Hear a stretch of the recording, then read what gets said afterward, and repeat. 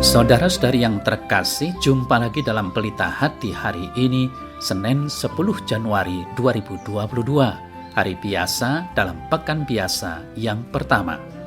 Bersama saya Romo Thomas Suratno SC dari Paroki Cilandak, Jakarta Selatan, mendengar dan merenungkan sabda Tuhan, yakni firman Tuhan yang tersurat dalam Injil Markus, bab atau pasal 1, ayat 14 sampai dengan ayat 20.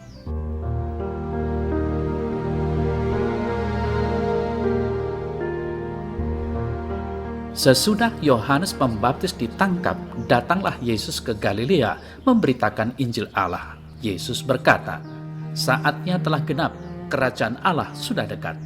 Bertobatlah dan percayalah kepada Injil."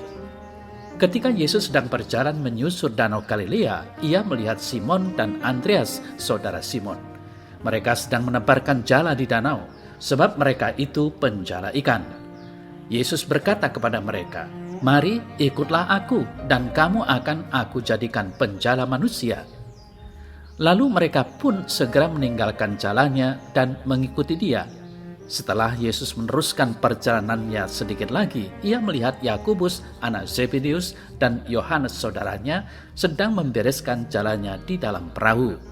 Yesus segera memanggil mereka dan mereka meninggalkan ayahnya Zebedeus di dalam perahu bersama orang-orang upahannya, lalu mengikuti Yesus.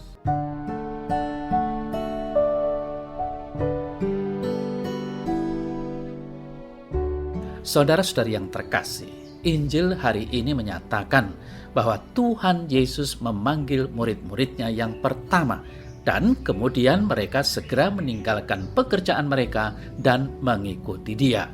Artinya, para murid itu rela meninggalkan apa yang tadinya mereka pandang berharga untuk mengikuti Yesus.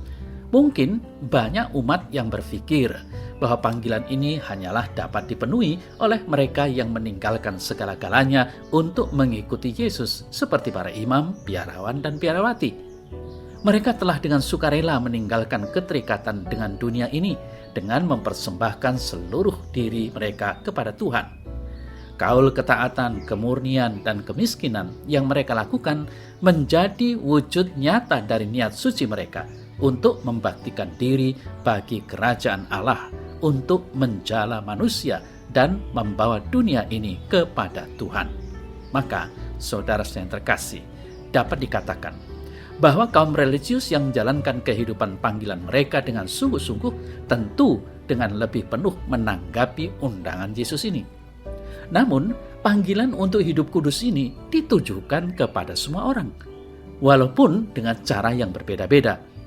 Kita sebagai kaum awam juga dipanggil untuk mengikuti Yesus dengan meninggalkan keterikatan kita terhadap hal-hal duniawi. Bukankah Yesus juga mengatakan hal yang sama kepada seorang muda yang kaya dalam Matius 19 ayat 16 dan 21? Ada seorang datang kepada Yesus dan berkata, "Guru, perbuatan baik apakah yang harus kuperbuat untuk memperoleh hidup yang kekal?"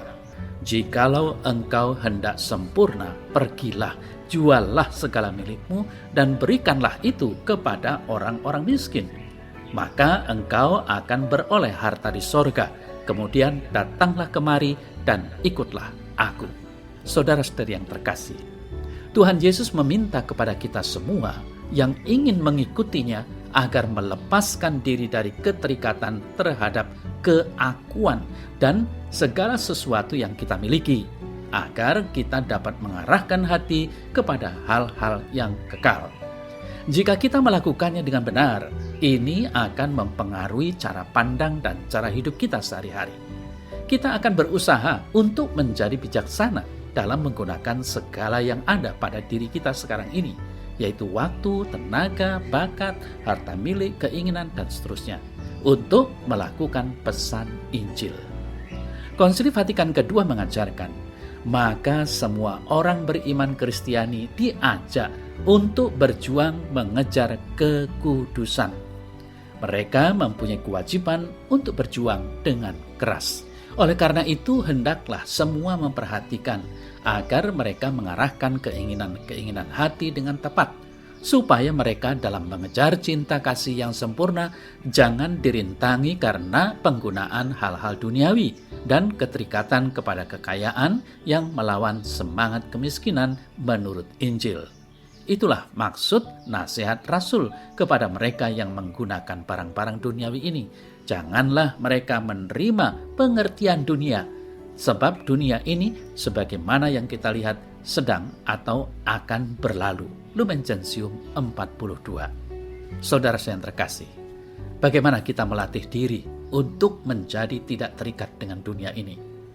Ada banyak cara, tetapi marilah kita memulainya dari cara yang paling mudah dan yang sebenarnya sudah menjadi tradisi dalam kehidupan gereja, yaitu dengan menjadikan setiap hari Jumat sebagai hari tobat.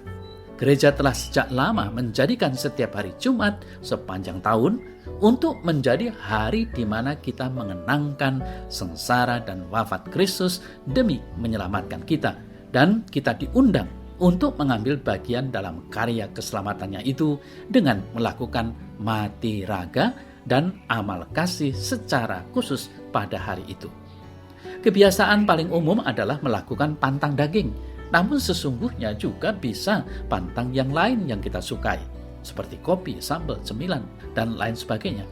Saudara-saudari yang terkasih, melihat kepada kehidupan umat Katolik di tanah air, sejujurnya kita akan tahu betapa banyak dari kita yang mengabaikan ketentuan ini, entah karena tidak tahu ataupun sengaja melupakan. Padahal kebiasaan pantang ini walaupun sederhana, namun sangat berguna untuk pertumbuhan rohani kita. Sebab bagaimana mungkin kita berharap mempunyai jiwa seorang martir yang rela berkorban, jikalau untuk berkorban sedikit saja kita enggan melakukannya.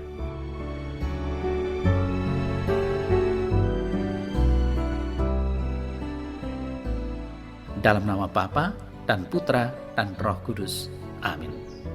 Ya Tuhan Allah, mampukanlah aku dengan rahmat-Mu untuk dapat melatih diri meninggalkan kelekatan-kelekatan duniawi dengan menjalankan tobat setiap hari Jumat sepanjang tahun dengan bermati raga dan beramal kasih.